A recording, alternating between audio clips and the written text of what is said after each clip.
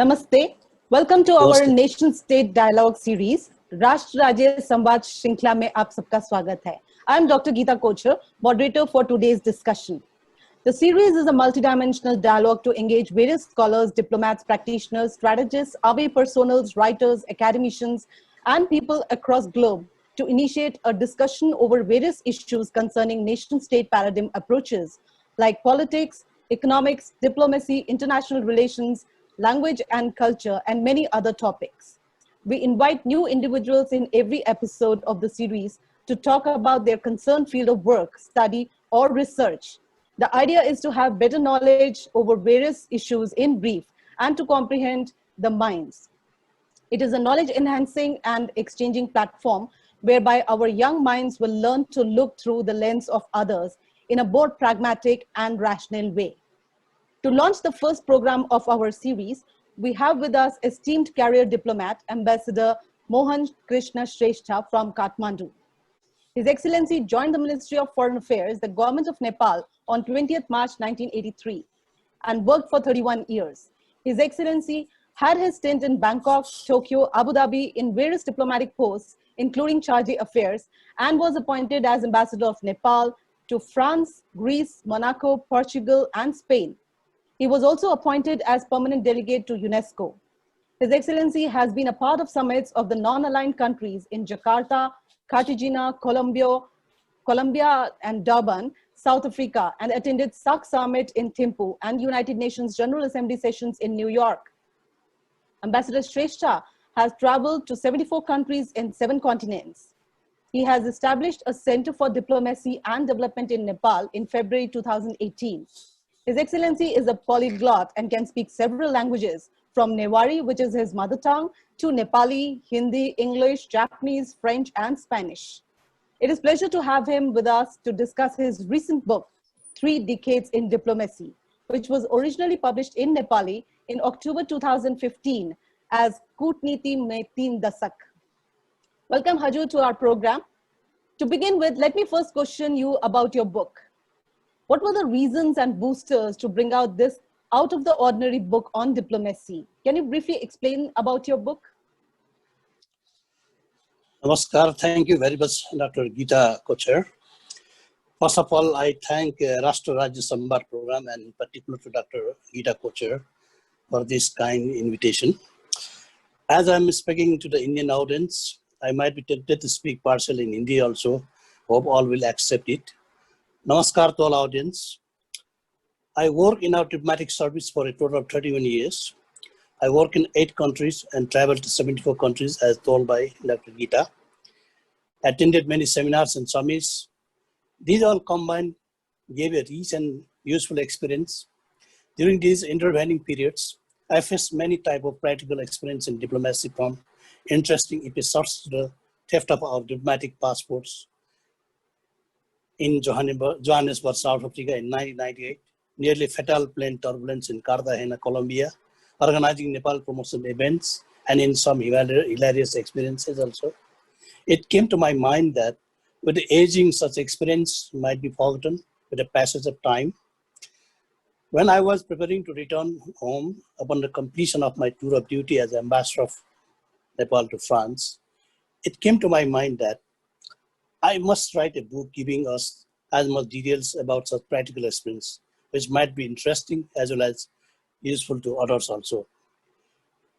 In August 2014, we returned to Kathmandu and I decided to write a book, and it took me about 6-7 months to complete the book and another month in printing.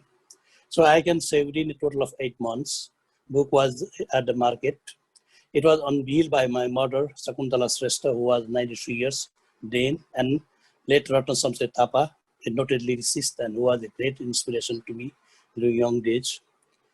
Well, my book contains several types of information and experience. It has some of my early childhood to philosophical and spiritual meanings of human life. To be precise, what I wanted to reiterate, which all we all know, we are mortal and every living thing has to cease one day. This is also the teaching of Lord Buddha, who was born in 623 BC in Lumbini, southern part of Nepal. And most important lesson is that When we leave this nether world permanently, we cannot take anything, even the dearest one. We come alone and go alone. Our life is like a book whose first and the last pages have been decided by Lord, and the inner pages are our life. How we pass our life, it depends on our thoughts and actions, happily or unhappily.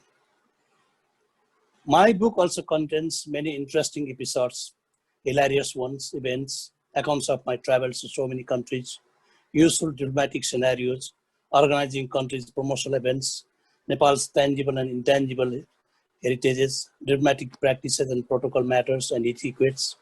In totality, this book is useful for every type of readers, from students of diplomacy to housewives to aspiring diplomats, and to the general readers, of course.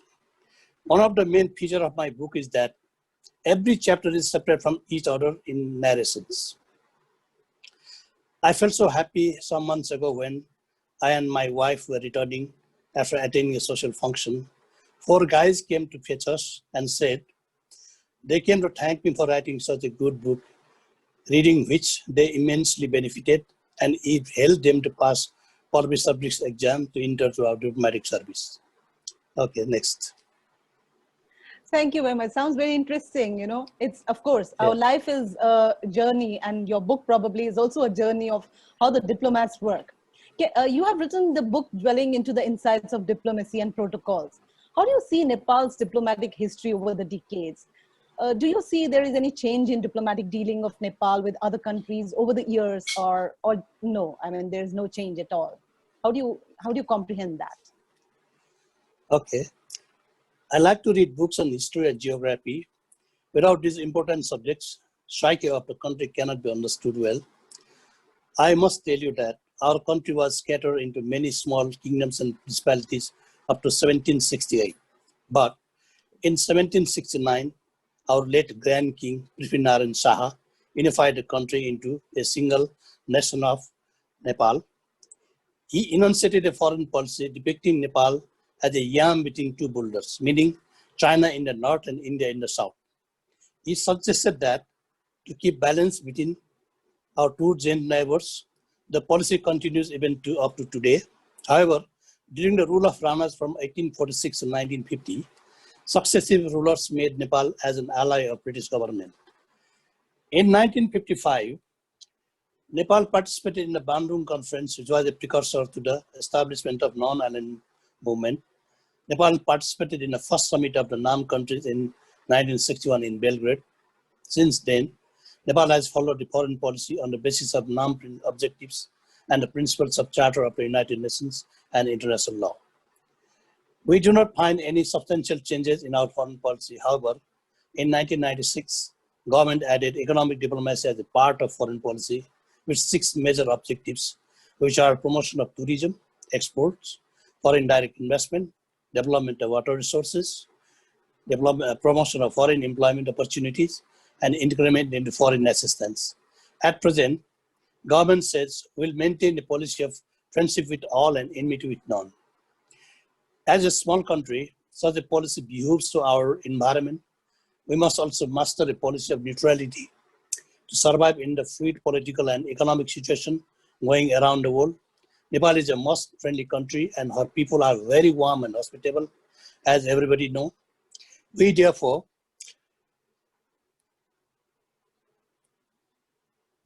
inspire to have friendship with as much as countries and brook enmity with none.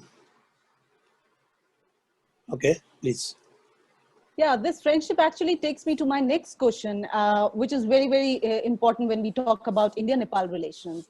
As an insider and practitioner, how do you see diplomacy over personal relations? Is it that diplomacy works better if you have personal rapport?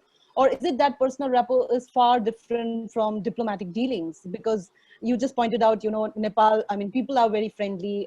They want to be, they are very peaceful. They want to have interactions. So how does, diplomacy play a different role when you are, this kind of reputation with other people? Of course, there's a good nexus between diplomacy and personal relations. People run diplomacy in every country. In a diplomatic hierarchy, there are many types of posts available. Ambassador comes to the highest rank. Governments appoint ambassadors to foreign countries, taking into consideration many factors from his or her background to the seniority in the service. They work in the embassies and in the foreign ministry. A diplomat, wherever he or she works, must maintain good personal rapport with his or her colleagues, both junior and seniors.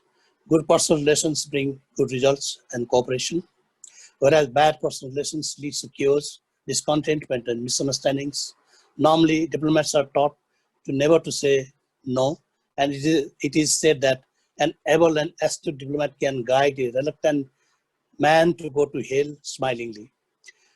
In my view, every diplomat must have a good habit of making friendship with colleagues and exchange cooperation. A diplomat alone cannot fulfill his or her assigned duties. It is for sure good and positive personal relations will bring many success. At all times, we must try to maintain good relations with not only our colleagues, but with all the people where he or she is serving.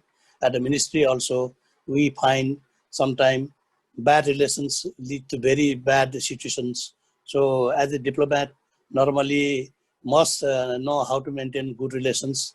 You know, I work in Bangkok. I left Bangkok in 25 years ago, Japan in 2002, and Abu Dhabi in 2009, and France in 2014. Because my personal lessons and good service to the people, even now people remember me and my wife, my family. We did nothing great, you know. Whatever we could do, we did in time, just with the intention to help the people. And that was the impression people have. This guy is something different from others. That is the impression I gave to all the people, and I'm happy for that. Yeah, absolutely. I mean, an ambassador itself is a position where you want to be interacting with people. You need to be representing your country, and the kind of posture an ambassador has gives the impression of how the country is dealing. So let me, take you to India-Nepal relations, where we do not have, a dependency on very strict diplomatic protocols, while we have it with other countries. Say, for example, India with China, China with US, and there are many kinds of relationships where you have very strict ways of dealing, even among the diplomats. But India-Nepal relations are a different kind of, relationship. What advantages and disadvantages exist due to this proximity of ties, in your view? Thank you once again. Nepal and India established diplomatic relations on 13th of June 1947. That is 63 years ago. Since then, our two countries and people have been enjoying excellent level of relations. India had extended generous economic and technical cooperation to Nepal. Many projects have been accomplished with Indian cooperation, which are accruing benefits to our general public. Our relations is based on mutual, multifaceted socio-economic factors. Religious beliefs and sentiments are also a strand which bind our two country and people. Social customs, food, music are yet other factors which always tie our two peoples together. It is true, due to political misunderstandings or on other regions, we have faced blockades from India 4 times in the past. No matter how deep a relations between states, there are many state protocols to be followed. I have worked as chief of protocol and know the value of protocol and its need.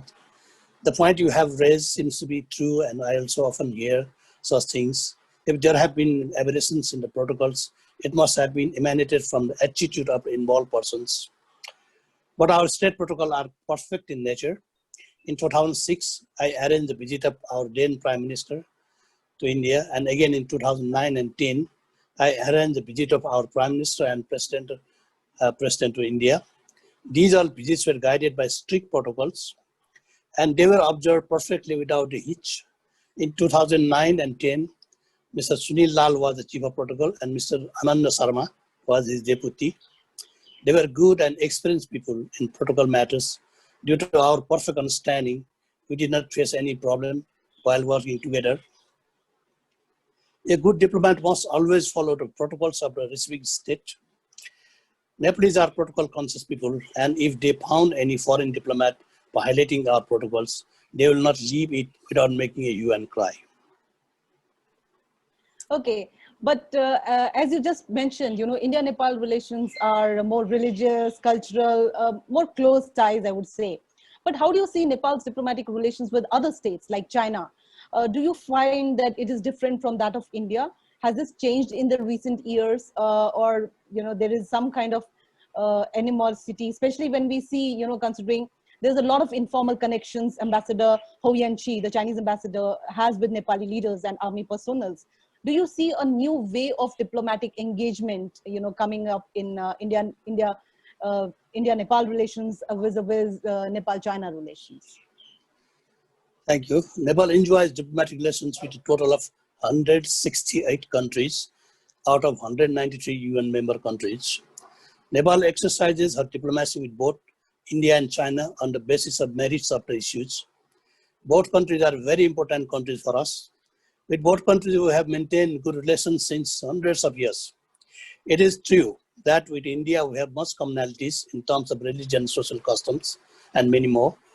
We have open borders also. We do not need visa to travel to each other's country. With China also, we have excellent level of relations, especially since last few years. A lot of interactions are going on between our two countries and peoples. Many Chinese airlines are flying to our country from several cities. Thousands of Chinese tourists visit to our country and enjoy. So such developments are quite natural, which develop with the passage of time. We do not lean to any country, and neutrality in the exercise of diplomacy has been a hallmark of our foreign policy. Ambassador of any foreign country is most welcome in our country when sent by the friendly government. A duty-bound ambassador naturally visits our leaders and other people of high dignity. A new ambassador must know the high dignitaries of the receiving state for proper functioning. Friendly disposition of our leaders make the job of an ambassador quite easy. Regarding Her Excellency Chinese ambassador, I met her once, soon coming to Nepal as ambassador to Nepal. She joined a dance class and learned Nepali dancing. And we saw her participating in a group dance. It enthralled our people. Cultural activities forms an integral part of diplomacy. Another instance is that back in 1993, when I was working in our embassy in Bangkok, we hosted a Nepal promotion event. When the program was going on, our guest, Philippine Ambassador to Thailand, Madam Rodalinda Tirona, all of a sudden went to the stage and danced. Then we all went to dance in the stage, whether we know better or not. So this is the part of cultural diplomacy also, where even ambassadors, diplomats, they enjoy being part of the cultural events, and the moment becomes very ecstatic, Meeting political and government leaders as well as people from different walks of life is a natural duty of an ambassador, as I understand. So you do not find there was something exceptional when the ambassador Ho was dealing with the Nepalese leaders, because this is just like a part of the diplomatic work, isn't it? I don't see any such changes, because when the policy of the government changes, then only we can feel the perception, Just going to visit somebody, it doesn't signal that anything is going to change. Okay. It must come out what changes has brought by the visit. That will be substantiate if there is any change. Otherwise, this is just a visit, meeting the people. It doesn't signify anything. I think the moment you talk about the changes, we should really think about the current issues that India and Nepal are facing. And it is often said that there is diplomatic failure of current regime, or there is some kind of a break in diplomatic connection between the two states. How do you see the diplomatic ties between India and Nepal in the present times? Well, between the countries like Nepal and India, which are very so close, at times the issues emerge between our two countries when they hold divergent views on the issues. It doesn't mean that countries as close as India and Nepal will break diplomatic relations. I totally disagree with this type of baseless thinking or views. Nepal and India hold excellent relations except some problems at time. Those are problems which can be solved by mutual understanding and talks, as well as by negotiation.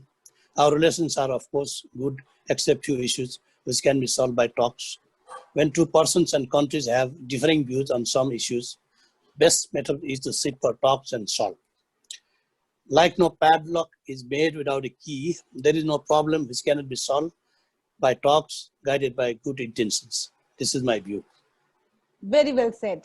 Okay, so let me ask you another question, which is, it's often said that as a good diplomat can make the relations very good, and a bad diplomat can actually break the harmony between the two states. So what role do you think diplomats have played and can play in ties between India and Nepal, specifically considering the kind of issues that have cropped up and the kind of gap that has really come into the relations? How do you see, what roles the ambassadors need to play, whether it's the Nepalese ambassador in India or the Indian ambassador in Nepal? This is 100% true. A good diplomat often contributes to make the bilateral relations more strong and solidified. And at the conclusion of the tenure of such diplomats, receiving states award them also with their state honors. That is a usual practice. When the receiving state recognizes that this ambassador of that country has really done in an excellent way and contributed to further strengthen the relation between two countries, then these countries award them also with their honors. That is a natural way. While bad diplomats who come from different services can ruin bilateral relations because they are not trained what to speak and what not to. Okay? Unpleasant and unwanted remarks by an ambassador can jeopardize state relations. True. We have seen such incidents quite often. When a receiving country gets offensive and unwanted remarks from an ambassador of a foreign country, he can be expelled from the country, declaring persona non grata and asked to leave. It means that ambassador's stay in the receiving state is undesirable and tantamount to a grave offense. Diplomats working in our respective embassies in Kathmandu and New Delhi must be very sober, decent, while speaking with deep mutual understanding of our respective feelings. They must work in good harmony and respect each other. Any offensive remarks must not be spoken. They must harbor sincere cooperative attitudes. While in Paris, I got maximum cooperation from the Indian embassy diplomats when issues came. In particular, I would like to remember Ambassador Rakesh Sood and GCM Gayatri Kumar. Diplomats must also keep in mind that they are working to build the relation, not to ruin. Such motivation will indeed bring good results. Thank you very much. We have a very limited time now. So your last, suggestions to all those who want to join as a career diplomat, what they need to read, understand, or work to be a capable and smart diplomat like you probably. Thank you. Diplomacy is a very good discipline, well paid with extensive travels, commingling with friends from all over the world. We meet the people with different views, yet we make friends. While I worked in Tokyo, I was minister counselor, second man, but I enjoyed the friendship of ambassadors from many countries, from India, Bangladesh, Sri Lanka, Pakistan to Guinea, to Paraguay, to Bolivia, and many other countries. Of course, some ambassadors hold high hubris, but some are as friendly as anybody. I wish to remember here, Indian ambassador to Japan, Mr. Aftab said, was so friendly to me. Anyone aspiring to join diplomatic service must have sufficient general knowledge, good command of national language, English, and if possible, any other foreign language under United Nations. At a personal level, he must be very studious, hold sufficient knowledge of national and international burning issues. He must be adept in speaking and influencing people, must know how to dress properly, and must be very sociable. I remember during my work in our foreign ministry, I had a good discussion in Spanish language with Mrs. Mukta Tomar, who was then first secretary in your embassy in Kathmandu. When we were talking, our guests gathered around us to listen to know in which language we were talking. I don't know where she is now, but still I remember her friendship and cooperative attitude. A diplomat must be public-oriented and must discharge the assigned duties perfectly. Besides, the diplomat must at all times maintain time and must be very meticulous in planning. While working in the protocol, a diplomat learns such things and it will be useful for them at all times during the service and beyond. Thank you very much. I think the major takeaways are you have to be very cordial, polite, sweet, have to be religiously inclined towards people, build up the cultural connections, which is very important. I think India and Nepal will do the same. And we would be able to overcome the kind of impediments that have cropped up. Dhanyavad, thank you very much for watching this program. And we will be in touch with you.